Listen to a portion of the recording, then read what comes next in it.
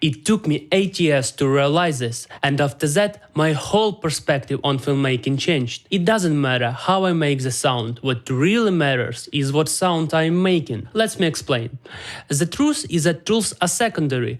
Every studio out there uses 50 years old compressors, mix older than I am, and they still get amazing sound. That's why, for the past 2 years, I've been studying storytelling instead of stocking up on more plugins. What sound you choose and whether it fits the vibe is way more important than how you process it. Just think about it. We remember the sound of a lightsaber or Darth Vader breathing.